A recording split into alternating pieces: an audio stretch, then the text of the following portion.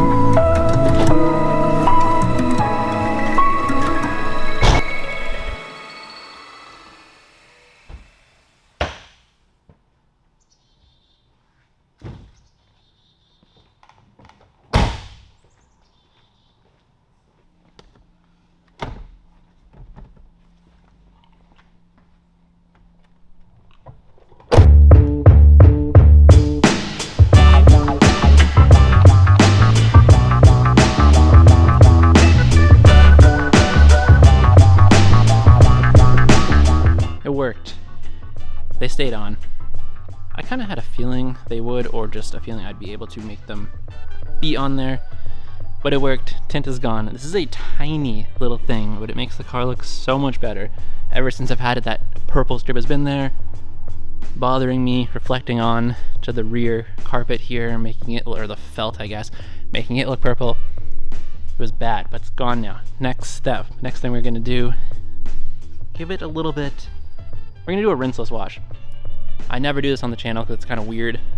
I don't really think it's that good of an idea, but due to the condition of this car and what's happening with the paint, not a huge concern. So fill the bucket up with water, a couple caps full of Optimum, no rinse, then just throw a couple towels in there and kind of clean the car and dry it off.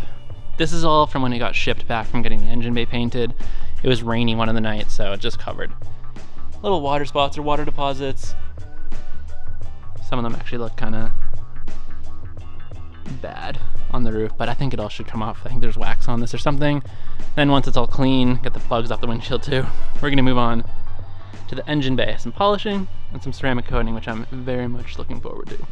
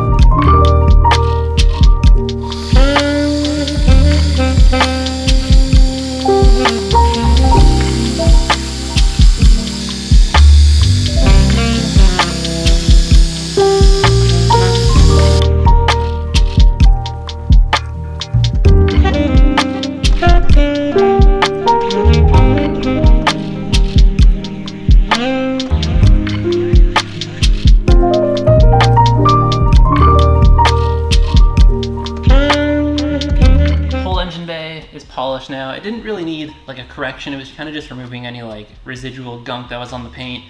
It had been in a bit of a rainstorm on the ride back, then it was just sitting around, so I'm sure there was some buildup on it.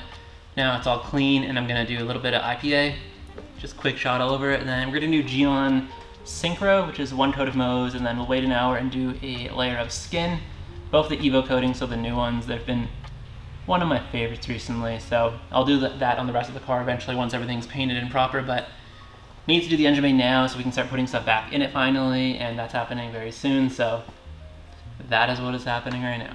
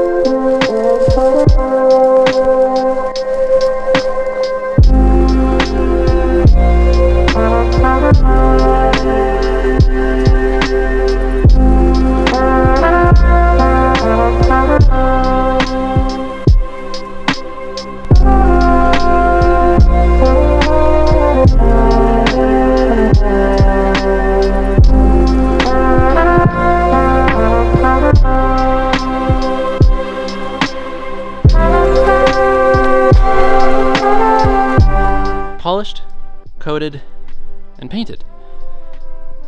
Geon, synchro on everything. The bay is now ready to start getting parts put back into it, including the actual engine itself. And if you remember, there was something holding that up, and it was this stupid head. I broke off some manifold bolts, 2 of them to be exact, in the head, and I thought it was going to be a lot easier to have them removed. It wasn't. They ended up getting, there's a laser process, I forget what it's actually called, but laser removed, rethreaded, so it's all good now. And in the process I had the transmission, so this is the ZF for the car. That's the S52 head. They were all bead blasted, glass bead blasted, so that's not paint.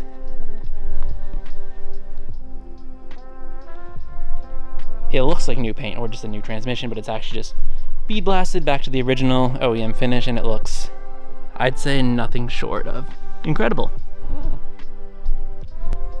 So there's going to be kind of 2 videos going on to sort of work forward through this process. One is going to be assembling the engine, and then the other is going to be prepping the actual engine bay, because there's going to be a lot of stuff that needs to go in here before the actual engine can go in or should go in. Different brake booster, a whole new subframe assembly. There'll be a separate video on that. So there's a lot of E30 stuff ready to go. Now that this is all done, we can start working on the other stuff, which I think should be pretty exciting. The subframe video is something I am very excited for. It went a little bit over the top on that, and I think it should look and perform very good when it's all done, as well as the engine video. This is all stuff that's taken me a long time just because I'm learning along the way, so apologies for the delay, but I think it should be worth it. I mean, I know it should be worth it. I have friends helping me that are going to make it very, very good, and I can't wait to share it with you guys as well. So thank you for watching this video, and more E30 stuff to come.